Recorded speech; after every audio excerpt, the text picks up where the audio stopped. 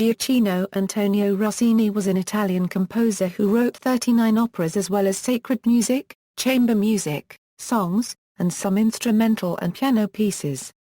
His best-known operas include the Italian comedies Il Barbiere di Siviglia and La Cenerentola, and the French-language epics Moïse, Pharaon and Guillaume Tell. A tendency for inspired, song-like melodies is evident throughout his scores, which led to the nickname the Italian Mozart. Until his retirement in 1829, Rossini had been the most popular opera composer in history. Biography. Early life. Gioachino Antonio Rossini was born into a family of musicians in Pesaro, a town on the Adriatic coast of Italy which was then part of the Papal States. His father, Giuseppe, was a horn player and inspector of slaughterhouses. His mother, Anna, was a singer and a baker's daughter. Rossini's parents began his musical training early, and by the age of 6 he was playing the triangle in his father's musical group. Rossini's father was sympathetic to the French Revolution and welcomed Napoleon's troops when they arrived in northern Italy. When Austria restored the old regime, Rossini's father was sent to prison in 1799, where he remained until June 1800. Rossini's mother took him to Bologna, making a living as leading singer at various theatres of the Romagna region. Her husband would ultimately join her in Bologna. During this time, Rossini was frequently left in the care of his aging grandmother, who had difficulty supervising the boy. He remained at Bologna in the care of a pork butcher while his father played the horn in the orchestras of the theatres at which his wife sang. The boy had 3 years of instruction in the playing of a harpsichord from Giuseppe Prinetti, originally from Novara, who played the scale with 2 fingers only. Prinetti also owned a business selling beer and had a propensity to fall asleep while standing. These qualities made him a subject for ridicule in the eyes of the young Rossini. Education. He was eventually taken from Prinetti and apprenticed to a blacksmith. In Angelo Tizzai, he found a congenial music master, and learned to sight read, play accompaniments on the piano and sing well enough to take solo parts in the church when he was 10 years of age. Important products of this period are 6 sonate quattro, or string sonatas, composed in 3 days, unusually scored for 2 violins, cello and double bass. The original scores, dating from 1804, when the composer was 12, were found in the Library of Congress in Washington, D.C. Often transcribed for string orchestra, these sonatas reveal the young composer's affinity for Haydn and Mozart, already showing signs of operatic tendencies, punctuated by frequent rhythmic changes and dominated by clear, song-like melodies. In 1805, he appeared at the Theatre of the Commune in Ferdinando Pez Camilla, his only public appearance as a singer. He was also a capable horn player, treading in the footsteps of his father. Around this time, he composed individual numbers to a libretto by Vincenzo Mombelli called Demetrio e Polibio, which was handed to the boy in pieces. Though it was Rossini's first opera, written when he was 13 or 14, the work was not staged until the composer was 20 years old, premiering as his 6th official opera. In 1806, Rossini became a cello student under Cave Daphne at the Conservatorio di Bologna. The following year he was admitted to the counterpoint class of Padre Stanislao Mattei. He learned to play the cello with ease, but the pedantic severity of Mattei's views on counterpoint served only to drive the young composer's views toward a freer school of composition. His insight into orchestral resources is generally ascribed not to the strict compositional rules that he learned from Mattei, but to knowledge gained independently while scoring the quartets and symphonies of Haydn and Mozart. At Bologna, he was known as Il Tedeschino on account of his devotion to Mozart. Early career. Through the friendly interposition of the Marquis Cavalli, his first opera, La Cambiale di Matrimonio, was produced at Venice when he was a youth of 18 years. 2 years before this he had already received the prize at the Conservatorio of Bologna for his cantata Il pianto demonius alla morte d'Orfeo. Between 1810 and 1813 at Bologna, Rome, Venice and Milan, Rossini produced operas of varying success, most notably La Pietra del Paragon and Il Signor Bruscino, with its brilliant and unique overture. In 1813, Tancredi and L'Italiana in Arduri were even bigger successes, and catapulted the 20-year-old composer to international fame. The libretto for Tancredi was an arrangement by Gaetano Rossi of Voltaire's tragedy Tancredi. Traces of Ferdinando Pe and Giovanni Paisiello were undeniably present in fragments of the music. But any critical feeling on the part of the public was drowned by appreciation of such melodies as Di tanti palpiti, Mi rivedrò, Ti rivedrò squared, which became so popular that the Italians would sing it in crowds at the law courts until called upon by the judge to desist. By the age of 21, Rossini had established himself as the idol of the Italian opera public. He continued to write operas for Venice and Milan during the next few years, but their reception was tame and in some cases unsatisfactory after the success of Tancredi. In 1815 he retired to his home in Bologna, where Domenico Barbiere, the impresario of the Naples Theatre, contracted an agreement that made him musical director of the Teatro di San Carlo and the Teatro del Fondo at Naples. He would compose one opera a year for each. His payment was to be 200 ducats per month. He was also to receive a share from the gambling tables set in the theatre's ridotto, amounting to about 1,000 ducats per annum. This was an extraordinarily lucrative arrangement for any professional musician at that time. He visited the Naples Conservatory, and, although less than 4 years senior to Mercadante, he said to the director Nicholas Zingarelli, "My compliments maestro your young pupil Mercadante begins where we finish." Some older composers in Naples, notably Zingarelli and Paisiello, were inclined to intrigue against the success of the youthful composer, but all hostility was rendered futile by the enthusiasm that greeted the court performance of his Elisabetta, Regina d'Inghilterra, in which Isabella Colbran, who subsequently became the composer's wife, took a leading part. The libretto of this opera by Giovanni Schmidt was in many of its incidents in anticipation of those presented to the world a few years later in Sir Walter Scott's Kenilworth. The opera was the first in which Rossini wrote out the ornaments of the arias instead of leaving them to the fancy of the singers, and also the first in which the recitativo secco was replaced by a recitative accompanied by a string quartet. The Barber of Seville. Rossini's most famous opera was produced on February 20, 1816, at the Teatro Argentina in Rome. The libretto, a version of Pierre Beaumarchais' stage play La Barbiere de Zara copyright Ville, was newly written by Ser Stabini and not the same as that already used by Giovanni Paisiello in his own Barbiere, an opera which had enjoyed European popularity for more than a quarter of a century. Much is made of how quickly Rossini's opera was written, scholarship generally agreeing upon 2 or 3 weeks. Later in life, Rossini claimed to have written the opera in only 12 days. It was a colossal failure when it premiered as Almaviva. Paisiello's admirers were extremely indignant, sabotaging the production by whistling and shouting during the entire first act. However, not long after the second performance, the opera became so successful that the fame of Paisiello's opera was transferred to Rossini's, to which the title The Barber of Seville passed as an inalienable heritage. Later in 1822, a 30-year-old Rossini succeeded in meeting Ludwig van Beethoven, who was then aged 51, deaf, cantankerous and in failing health. Communicating in writing, Beethoven noted, "Ah, Rossini. So you're the composer of The Barber of Seville. I congratulate you. It will be played as long as Italian opera exists.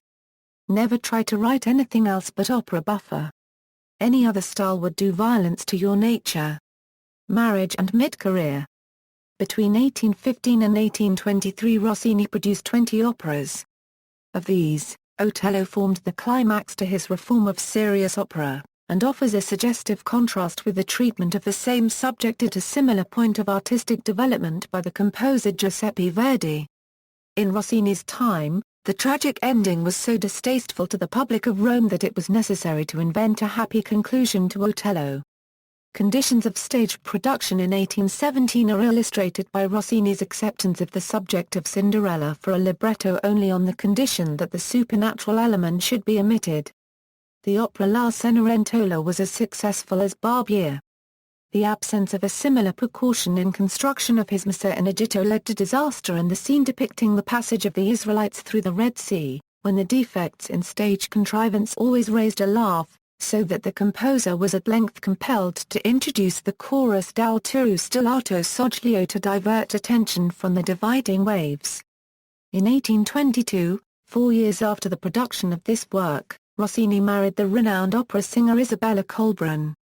In the same year, he moved from Italy to Vienna, where his operas were the rage of the audiences. He directed his Cenerentola in Vienna, where Zelmira was also performed.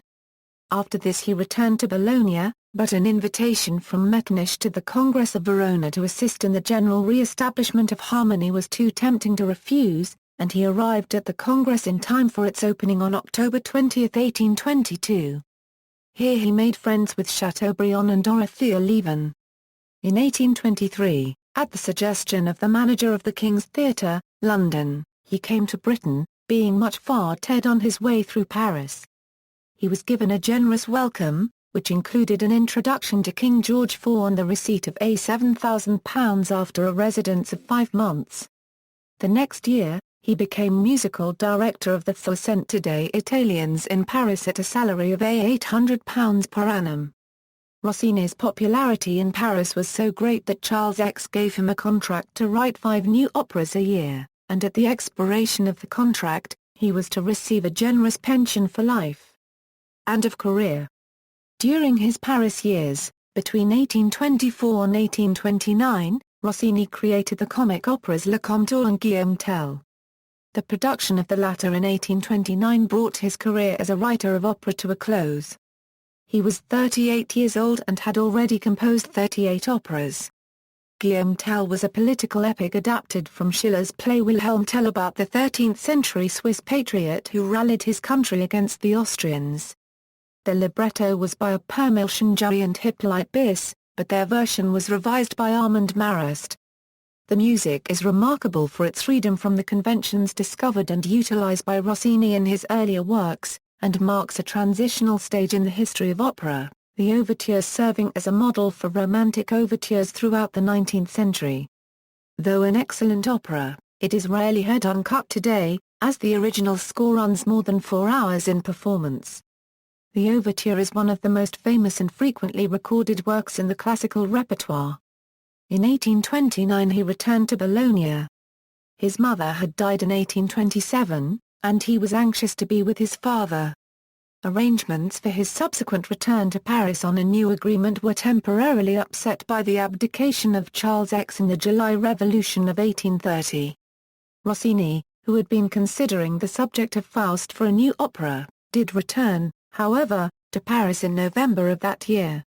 6 movements of his Stabat Mater were written in 1832 by Rossini himself and the other 6 by Giovanni Tadolini, a good musician who was asked by Rossini to complete the work. However, Rossini composed the rest of the score in 1841. The success of the work bears comparison with his achievements in opera, but his comparative silence during the period from 1832 to his death in 1868 makes his biography appear almost like the narrative of 2 lives, the life of swift triumph and the long life of seclusion, of which biographers give us pictures and stories of the composer's cynical wit, his speculations in fishmongering, his mask of humility and indifference. Later years, his first wife died in 1845, and on August 16, 1846, he married Olympa copyright Lycia, who had sat for Venet for his picture of Judith and Holofernes. Political disturbances compelled Rossini to leave Bologna in 1848. After living for a time in Florence, he settled in Paris in 1855, where he hosted many artistic and literary figures. Rossini had been a well-known gourmand and an excellent amateur chef his entire life, but he indulged these 2 passions fully once he retired from composing, and today there are a number of dishes with the appendage alla Rossini to their names that were either created by or specifically for him. Probably the most famous of these is Tournedos Rossini, still served by many restaurants today. In the meantime, after years of various physical and mental illnesses, he had slowly returned to music, composing obscure little works intended for private performance. These included his Car copyright Esther Violus, which are grouped into 14 volumes, mostly for solo piano, occasionally for voice and various chamber ensembles. Often whimsical, these pieces display Rossini's natural ease of composition and gift for melody, showing obvious influences of Beethoven and Chopin, with many flashes of the composer's long-buried desire for serious, academic composition. They also underpin the fact that Rossini himself was an outstanding pianist whose playing attracted high praise from people such as Franz Liszt, Sigismund Thalberg, Camille Saint-Saëns and Louis Dyer. Copyright Maire. He died at the age of 76 from pneumonia at his country house at Passy on Friday 13 November 1868. He was buried in Père-Lachaise Cemetery in Paris, France. In 1887, his remains were moved to the Basilica of Santa Croce, Florence, at the request of the Italian government. Legacy. According to Herbert Weinstock's 1968 biography, the composer's estate was valued at 2.5 million francs upon his death in 1868, the equivalent of about $1.4 million. According to one contemporary account, at the time of Rossini's death, his estate yielded revenues of 150,000 francs per year. Apart from some individual legacies in favor of his wife and relatives, Rossini willed his entire estate to the commune of Pesaro. The inheritance was invested to establish a Liceo Musicale in the town. In 1940, the Liceo was put under state control and turned into the Conservatorio Statale di Musica Gioachino Rossini. The corporate body which managed Rossini's inheritance assumed the name Fondazione G. Rossini. The aims of the institution, which is still active, are to support the conservatory and promote the figure, the memory, and the works of Rossini. The institution has been a major sponsor of the Rossini Opera Festival since its beginning. Rossini's estate funded the Prix Rossini, a prize awarded to young French composers and librettists. The prize began to be awarded in 1878 on the death of his widow and is given by the Accada Copyright My des Beaux-Arts. Prize-winning works were produced by the Socia Copyright Tar Copyright des Concerts, Institut de France, from 1885 to 1911. The bequest sought to reward composers of music which emphasized melody, which Rossini wrote today is neglected. The prize for librettists was to be given to writers who observed the laws of morality, which the modern writers completely ignore. The prizes were exclusively for French composers and librettists. Honors and tributes. Rossini was a foreign associate of the Institute, Grand Officer of the Legion of Honor and recipient of innumerable orders. Immediately after Rossini's death, Giuseppe Verdi proposed to collaborate with 12 other Italian composers on a requiem for Rossini, to be performed on the first anniversary of Rossini's death, conducted by Angelo Mariani. The music was written, but the performance was abandoned shortly before its scheduled premiere. Verdi reused the Libro Mi, Domin he had written for the Rossini Requiem in his 1872 Requiem for Manzoni. In 1989 the conductor Helmut Rilling recorded the original Requiem for Rossini in its world premiere. In 1900, Giuseppe Cascioli created a monument to Rossini in the Basilica of Santa Croce, Florence. Rossiniana, Mauro Giuliani wrote 6 sets of variations for guitar on themes by Rossini, at €119 Each set was called Rossiniana, and collectively they are called Rossinian. This was the first known tribute by one composer to another using a title with the ending "ana". In 1925, Ottorino Respighi orchestrated 4 pieces from Car Copyright Estevailis as the Suite Rossiniana. Music. According to the Oxford History of Western Music, Rossini's fame surpassed that of any previous composer, and so, for a long time, did the popularity of his works. Audiences took to his music as if to an intoxicating drug, or, to put it more decorously, to champagne, with which Rossini's bubbly music was constantly compared. Rossini took existing operatic genres and forms and perfected them in his own style. Through his own work, as well as through that of his followers and imitators, Rossini's style dominated Italian opera throughout the first half of the 19th century. In his compositions, Rossini plagiarized freely from himself, a common practice among deadline-pressed opera composers of the time. Few of his operas are without such admixtures, frankly introduced in the form of arias or overtures. For example, In Il Barbiere there is an aria for the Count Cesar di Pier to the first recitative, which Rossini used in the cantata La Noz di Teti e di Pelio and in La Cenerentola.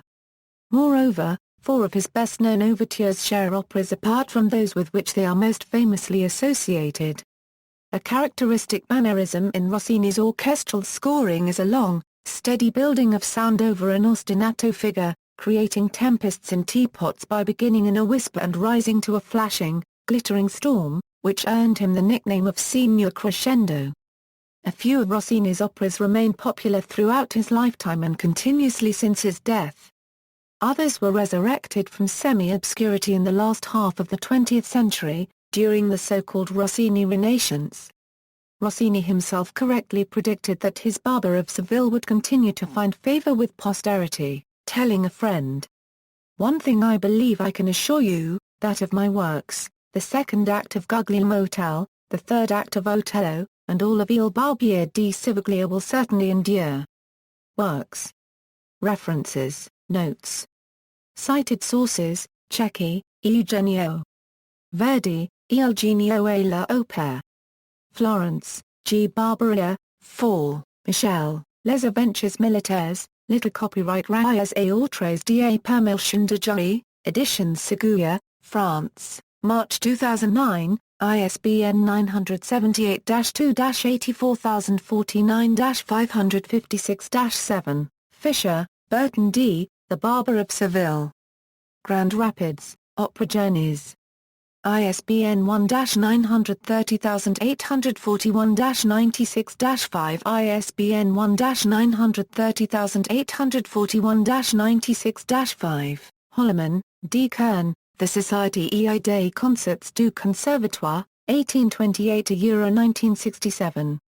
University of California Press ISBN 0-520-23664-5 ISBN 9780520236646, Osborne, Richard, Rossini. London, Dent. ISBN 0-460-03179-1 Publishers, Incorporated. ISBN 0-333-73432-7 ISBN 1-56159-228-5, Osborne, Richard, Rossini, Gioachino and Stanley Sadie, The New Grove Dictionary of Opera, Vol. 4 pp. 56 €67. London, Macmillan, Osborne, Richard, Rossini, His Life and Works. Oxford, Oxford University Press, 2007 ISBN 978-1-55553-088-4, Radiciti, Giuseppe, Gioachino Rossini, Vita Documentata, Opera d'influenza sull'arte, Tivoli, Magella. Taruskin, Richard. Music from the Earliest Notations to the 16th Century. Oxford, Oxford University Press. ISBN A978-0-19-538481-9. Weinstock, Herbert, Rossini, A Biography. New York, Knopf. ISBN 0-87910-102-4 ISBN 0-87910-102-4. Other sources, Chisholm, Hugh, ed. Encyclopædia Britannica. Cambridge University Press. Material now in the public domain is incorporated into this article. Gossett, Philip 2009, Rossini, Gioachino and Grove Music Online. Oxford Music Online. Osborne, Richard, Rossini in the Musical Times, Volume 127, No. 1726, 691 Access Online, Servadio, Gaia, Rossini. London, Constable. New York, Carolyn Graf. ISBN 0-7867-1195-7, Steen, Michael, The Lives and Times of the Great Composers NY, Oxford University Press. ISBN 1-84046-679-0 ISBN 1-84046-679-0. Toy, Francis, Rossini, A Study in Tragicomedy, New York, Alfred A. Knopf. 1947. W. W. Norton, 1963, External links, Fondazi and G. Rossini, list and text of the songs on the website of the German Rossini Society, Rossini Opera Festival, Rossini in Wildbad a Eurobalcanto Opera Festival, the Centre for Italian Opera Studies, Rossini Critical Edition, texts, books, Memoirs of Rossini by Marie-Henri Bale, Gioachino Rossini, published in 1824, works by or about Gioachino Rossini in libraries, La Vida Rossini by Stendhal, Tome I, La Vida Rossini by Stendhal, Tome II, Scores, free scores by Rossini at the International Music Score Library Project, free scores by Gioachino Rossini in the Choral Public Domain Library. The Mutopia project has compositions by Gioachino Rossini, performances, Rossini cylinder recordings, from the Cylinder Preservation and Digitization Project at the University of California, Santa Barbara Library. Recent and future performances of Rossini operas from Operabus,